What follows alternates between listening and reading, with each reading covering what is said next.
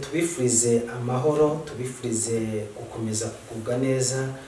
Mwe mwamaze kuba mu muryango mugari w'abagize Cyomoro TV ndetse n'umukomeje kugenda murushaho kugenda muza mudusanga. Imana nibaha umugisha. Ndakwishimiye cyane inshuti ya Nyankunda.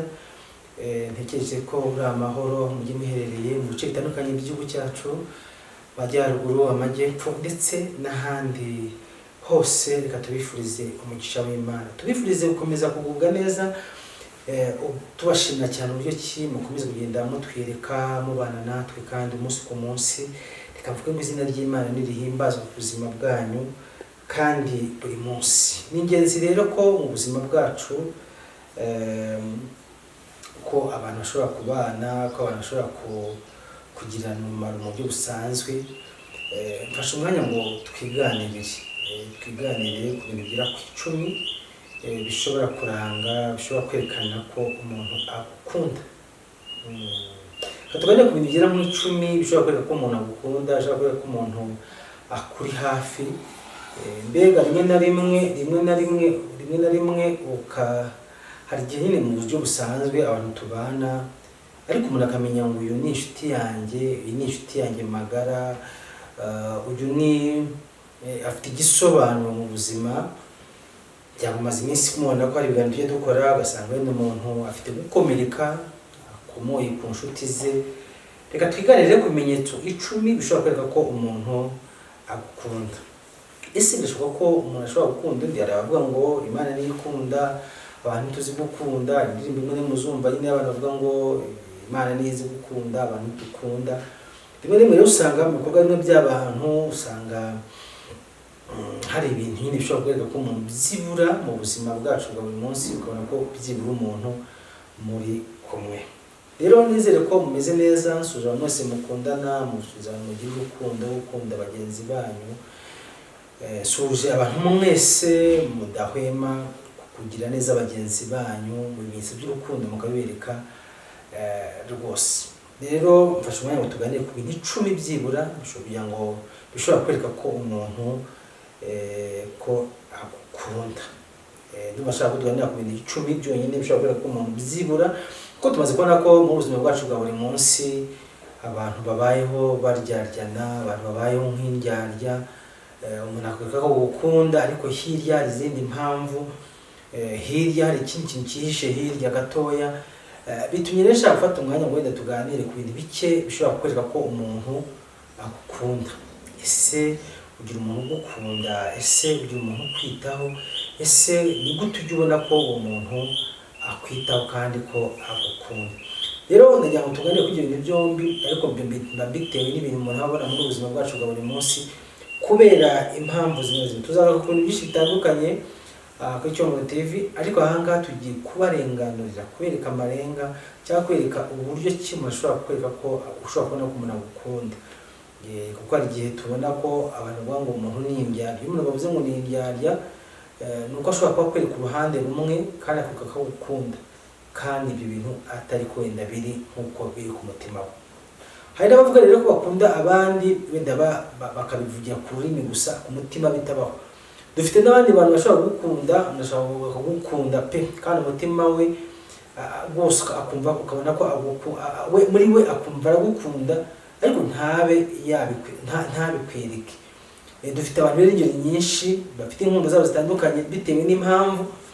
Ibyo rero byose bishobora kwitwa urukundo bitewe n'impamvu. Turimo kwibaza ngo tugiye no kuganira ku bintu bigera mu 10 bishobora kwereka ko umuntu agukunda cyangwa se akuri hafi, bitandukanye nuko abantu muri rusange bashobora kubyerekana. Abantu bashobora kubona rero urukundo mu buryo bitandukanye mu buzima bwacu bwa buri munsi, ariko reka dufate mu bintu rusange bishobora kwereka ko umuntu agukunda kandi wenda ucishije atakuryarya, kuko abantu benshi babayeho baryaryana.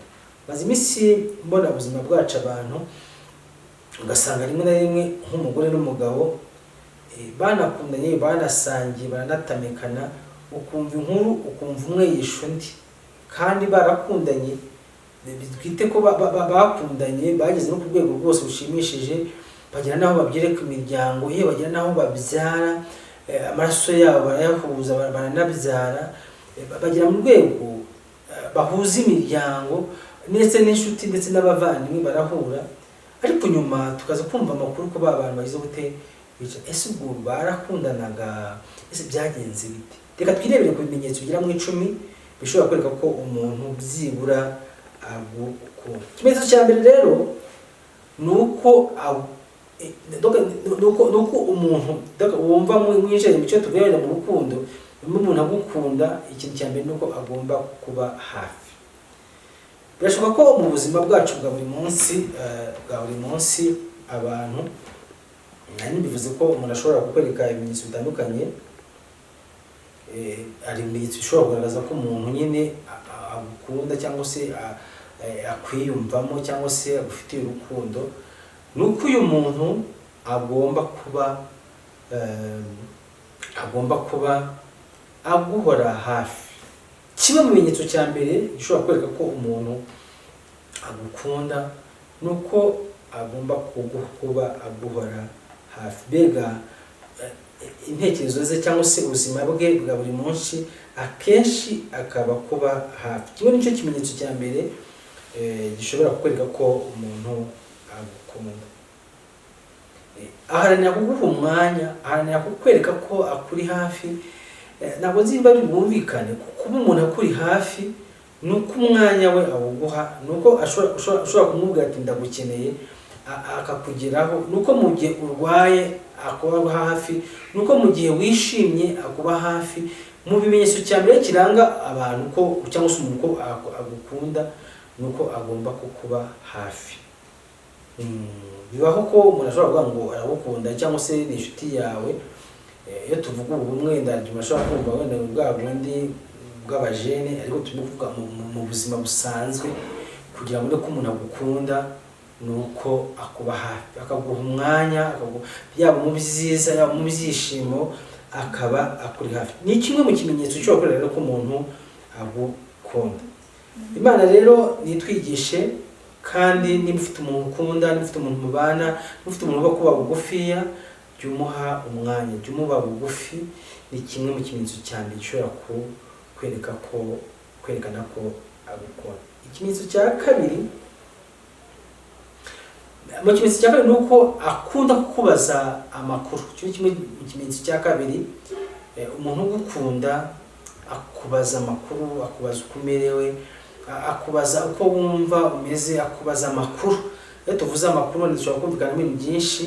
Yagiye abantu bakundana, wenda umuntu ntabe ashaka kumenya n'ibyawe, ariko uyu muntu kizakora ko wenda ari inshuti yawe cyangwa se akuri hafi, nuko agomba kukubaza amakuru, kukubaza uko umerewe. Rimwe na rimwe hagiye mu buzima umuntu abaza undi ariko agereye kugira ngo wenda abone ibyo ajya kubwira abandi, ese akumve. Abanyarwanda bavuga ngo nyine yanyumvira ubusa, ariko atagamije kukumvira ubusa, ahubwo agamije kugutega amatwi. Icyo ni kimwe mu kimenyetso gishobora kwereka ko umuntu agukunda. Kukubaza amakuru, kubaza uko umerewe, ni kimwe mu bimenyetso bishobora kwereka ko umuntu byibura akuri hafi. Ngicyo kimenyetso cya kabiri gishobora kwereka ko nyine uwo muntu byibura ashobora kuba ari inshuti yawe. Agomba rero kukubaza amakuru yawe, ahora ashaka kumenya uko umeze, niba umeze neza cyangwa niba ufite ikibazo. Ni kimwe mu kimenyetso gishobora kuranga wa muntu by'ukuri ko afite umutima ubona. Bibaho ko mu buzima bwacu hari igihe umuntu aneka undi, akinja undi, wenda agaharanira kumenya ibyawe atari uko agukunze, kugira ngo wenda agute ku gasozi byagute ku karubanda. Ariko iyi nshuti nyayo iba igomba kukubaza uko umerewe, nimba uri mu bihe bibi mukabisangira, nimba uri mu bihe byiza mukabisangira. Ngiyo inshuti. Ngiki kimenyetso cya kabiri cyo kwereka ko umuntu agukunda. Ikimenyetso cya gatatu nimba twaganiraho, akwitaho mu bintu bito cyangwa binini. Iyo tuvuze ibintu bito tuba tuvuze ko umuntu ashobora kumukenera wenda mu kibazo runaka. Ushobora kuba ukeneye amafaranga wenda 100,000, wenda kandi iyo ntanga urugero, we cyangwa ukeneye 500, ibiceri 500, cyangwa ukeneye 5,000,000. ni ukuvuga ngo abakwiriye kwitaho mu bintu bikomeye cyangwa mu bintu mu bintu binini cyangwa mu bintu bitoya. Bivuga ngo nicyo gishobora kwereka ko wa muntu agufitiye umutima ugukunda, agufitiye indangagaciro zawe cyangwa se ibyo ukunda n'uruhare rwawe narwo arushyigikiye. Ni uko agomba kwitaho kandi mu bintu bito cyangwa binini akwitaho mu buzima bwawe, mu byishimo byawe cyangwa mu bibazo byawe. Bivuga ngo mu bintu byose biri hejuru cyangwa se biri hasi bigoye umutima cyangwa se binejeje umutima, aho aba agomba kukwitaho. Ikimenyetso cya gatatu gikwiye kwereka ko umuntu agukunda. Ikimenyetso cya kane ni uko aba agomba kumva ibyo uvuga. Aba agomba gufata umwanya akumva ibyo uvuga, akumva akagutega amatwi. Iyo uganira aragutega amatwi kandi akibuka ibyo wamubwiye. Bibaho mu buzima yuko abantu bashobora kubana bakabashuti, ariko icyo muvuganye mu ntambwe 100 mu kilometero kimwe kikaba cyataka, cyangwa se mu munsi umwe cyangwa mu kayi gato cyane akaba kibagiwe. Ariko mu bimenyetso ushobora kwereka ko umuntu agukunda nuko agomba kugutega amatwi, akumva ibyo uvuga kandi akazirikana n'icyo mwavuganye. Ni kimwe mu kimenyetso gishobora kukwereka ko wa muntu agufitiye umutima w'urukundo. Ikimenyetso cya gatanu, agerageza kugufasha. Niba umuntu amaze kukumva no kuba azirikana ibyo mwavuganye, agerageza no kugufasha muri bya bihe. Bishobora kuba byiza cyangwa se bikaba ibibi. Ari ukuntu umuntu ashobora kuba yanakumva, akumva wenda ko ufite akaga, ariko ntagerageze kugufasha muri bya bihe byawe bikomereye. Mu bimenyetso cya gatanu rero nuko aba agomba kugufasha iyo ufite ikibazo cyangwa se icyo ukeneye, ashaka uburyo bwose bushoboka kugira ngo agufashe. Ngise ikimenyetso kimwe mu bimenyetso bitanu bishobora kwereka ko uyu muntu agukunda kandi pe agukunda. Ikindi kintu cya gatandatu,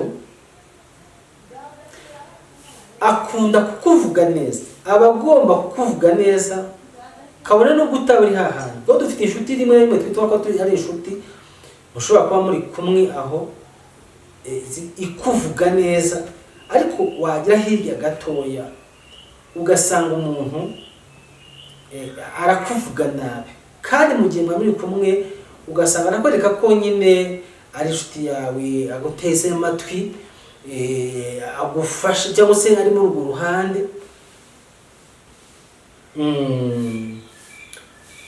Nuvuga ngo akakumva ariko yagira hirya akakuvuga nabi. Iyo nayo ni inshuti tuba dufite mu buzima bwacu bwa buri munsi. Iyo ni imwe mu ngingo ya kangahe ishobora kwereka ko umuntu agukunda. Nuko agomba gukora uko ashoboye kose akakuvuga neza. Umuntu yakuvuga neza kabone nubwo utaba uhari. Hari igihe nigize kubana n'umuntu avuga nti uburyo ntakagizaga n'uburyo yashimaga, numva ngize icyifuzo cyo kuvuga ngo Imana izamfashe mwumve we atanyumva. Iyo mvuze gutya, hari ukuntu abantu bavugira mu rwiherero hirya cyangwa mu rwongorero hirya, ugasanga umuntu arakuvuga nabi, ugasanga umuntu ntakuvuga neza, kandi igihe muri kumwe ugasanga umuntu yari wari marayika, wari umuntu udasanzwe, ariko hirya gato ugasanga ni ikibazo. Mu bimenyetso rero ushaka ko umuntu agukunda nuko akuvuga neza aho uri naho utari. Aho uri naho utari. Yego. Ingingo ya karindwi cyangwa se ikindi kintu cya karindwi ushobora ko umuntu agufitiye amarangamutima gukunda, akunda kumarana nawe igihe. Uvuga ngo wa muntu ushobora kubana akaba yaguha umwanya munini mukamarana akanya akumva mwatindana, ni kimwe mu kimenyetso cyo kwereka ko umuntu agukunda. Kimwe mu kimenyetso cyo kwereka ko umuntu agukunda, ari gihe abantu mu buzima bwacu usanga umuntu ataguha umwanya. Kimwe mu bintu bigaragaza ko umuntu agukunda nuko aguha umwanya, nkuko njya mbashimira kenshi ko mubana nanjye hako cyo muri TV, binyega ko muri abantu b'agaciro, binyega ko muri abantu badasanzwe. Rero ni ingenzi ko uyu muntu iyo mumaranye akanya aba ari akanya k'agaciro, kabara akanya k'agaciro, nubwo yaba hose ashaka kubona umwanya wo kuba hamwe nawe. Nicyo kintu cy'ingenzi, ni ikintu cya karindwi gishobora kwereka ko umuntu agufitiye urukundo, agufitiye umwanya, agufitiye imbamutima. Birashoboka ko muri iyi minsi waba utazi ngo abantu mubana bameze bate, kuko umaze iminsi umwaka ugitangira abantu baravuze, bagiye bandika ku ma status yabo, ku ma profile bakandika ngo ni igihe cyo kugabanya inshuti, ukakunda inshuti z'umumaro. Wumvaga ari amagambo bagarukaho cyane, kubera ko bishoboka ko babonye ko muri kiriya gihe cyose bamaranye, mu yindi myaka bamaranye, batabaye ab'umumaro, batabaye ab'ingenzi, yewe batabaye ab'agaciro mu gihe cyabo. Niki bivuze? Nuko bivuze ko muri iki gihe dukwiriye kuba n'abantu bafite ibimenyetso, bafite izi ndangagaciro tugiye kuvuga 10. Niba ubana n'umuntu ukabona adafite ibintu byombi, menya ko atari inshuti yawe. Rero akunda kuba yaguha umwanya, akunda kuba yaba hafi yawe, akunda kuba yaba hafi rwose. Icyo cyo gishobora kwereka ko umuntu ari umuntu nyine ukuri hafi. Katuvuga ku ngingo ya 8, yavuga ngo arakwizera. Agomba kukwizera, agomba kuba akwizera. Kuko igihe n'abantu banabana ariko batanizerana, igihe ushobora kubana mu buzima bwabo ariko batizerana, ariko havana bya bintu byo kumara aca ku ruhande akaba yavuga n'ibintu birenze bitari bya bindi. Rero n'iki bivuze, nuko bivuze ko hari igihe mu buzima bwabo bw'abantu ushobora kubana abantu bakabana ariko batanizerana. Ikibazo rero ko muri iyi ngingo ya 8 nuko byanga kugira ngo ko umuntu ari inshuti yawe neza, nuko agomba no kuba akwizera. Mukizerana kandi ukabumva umwizera, nuko nawe rero agomba kuba kwizera. Iyo tuvuze kwizera ndahabamo ibintu byinshi cyane, ko kwizera umuntu wenda ngiye ku bantu bizeraho baravuga ngo kwizera umwana w'umuntu, ngo wizera umwana w'umuntu avumwe. Ariko mu buzima bwacu bwa buri munsi dukina abantu tubitsa amarangamutima, dukina abantu tubitsa uko twumva tumerewe. Nimba rero wenda nubwo abantu tutizewe, nubwo abantu tutafite indangagaciro, ariko nimba ubana n'umuntu ukabona atakwizera, menya ko ari kimwe kimenyetso ushobora kwereka ko atagukunda. Ku kindi cya 9 tubabwira nka kimwe kugira dusoze, nuko afata umwanya wo gutekerezaho, afata umwanya wo kuba yavuga ati se ameze ate, we ubwe akafata umwanya wo gutekereza, wo kumva nyine agufite mu marangamutima ye.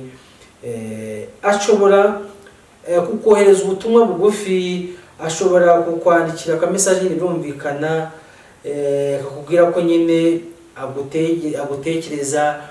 Hari ibintu ushobora kwereka ko umuntu aho ari agutekereza. Nuko ushobora kwandikira ka message cyangwa se n'ubundi butumwa cyangwa se akakwandikira. Ibyo nabyo ni bimwe mu bintu ushobora kwereka ko uwo muntu afite indangagaciro zo kwereka ko agukunda.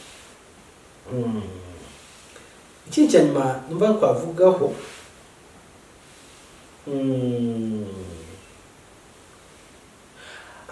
agerageza gushaka uburyo wakwishima hagati muri ibyo bihe byose tumaze kuvuga, nuko aba agomba kugerageza gushakisha ibya kunezeza. Urumva rero akora ibintu byose byatuma wishima cyangwa ugaseka cyangwa se ukanezerwa muri wowe. Iyo niyo nshuti cyangwa se ubwo nibyo bintu cya 10 tubonye bishobora kugufasha kwereka ko umuntu byibura atari indyarya, atari kindi mu buzima bwawe. Kuko tumaze iminsi tubona abantu mu buzima bwacu bwa buri munsi ushobora kubana n'umuntu, ariko wabana n'umuntu ugasanga si umuntu, ugasanga umunyerereyeho, ugasanga ntasobanutse, ugasanga ni ikindi gikorwa, ni umuntu wundi. Ubwo wari umuntu wese tuganira amaze imisi avuga ngo umuntu wangana na gitari, ngo umuntu ni mugari. Kera najyaga njyanga iryo jambo ko umuntu ari mugari, ariko maze kubona kuko mu muntu cyangwa se maze kubona ko umuntu ari ikindi kintu, maze kubona ko mu muntu habamo ibintu byinshi bitandukanye. Nize mvuga ngo umutima w'umuntu ungana n'igipfunsi cye, ariko ibiri muri we ni byinshi cyane, yewe ku buryo byakuzura n'u Rwanda. Reka tubigiranye gutyo. Umuntu rero ni mugari, ashobora kwereka uruhande rumwe akakwereka urundi. Aho ngaho rero bikwereka ko buri umuntu ari ikindi kintu gikomeye cyane. Ariko ibimenyetso nkubwiye cyangwa se ibi bintu 10 nkubwiye nishobora kwereka ugereranyije ko byibura uyu muntu agufitiye amarangamutima, akabone n'ubwo umuntu yahinduka, ariko byibura mu gihe muri kumwe utabonye ibintu 10 nkubwiye ntabwo rwose uri kumwe n'umuntu, ntabwo uri kumwe n'umuntu. Niyo mpamvu rero bigusaba kugira ngo ugire izindi ntekerezo, ugire kongera gushishoza, uvuga ati ese uyu muntu ndi kumwe nawe afite ibintu 10, uyu muntu ndi kumwe nawe ese ahora hafi yanjye, ese uyu muntu turi kumwe akunda kumenya byibura uko merewe, ese uyu muntu turi kumwe anyitaho mu bikomeye n'ibyoroheje, ese uyu muntu turi kumwe akunda kumva ibyo mvuga, ese uyu muntu turi kumwe akunda kumvuga neza aho ndi naho ntari, ese uyu muntu turi kumwe aranyizera cyangwa se ni uwo kwizerwa, ese uyu muntu turi kumwe antekerezaho, ese anyandikira ubutumwa bugufi, ese aho atari abantekerezaho, ese uyu muntu turi kumwe agerageza gushaka ko nakwishima. Ngibyo ibintu bishobora kugufasha kubona ko uyu muntu bizibura by'umwihariko agufite ku mutima. Nshuti yanjye nkunda rero, ntabwo bitworeye mu buzima bwacu bwa buri munsi ko dutunga abantu bazima, ariko hari umubyeyi umwe nkunda mbone wo kumusuhuza, ari Gatsibo Kabarore mu majyaspa, akunda kuvuga ngo dukeneye umuntu mu bandi.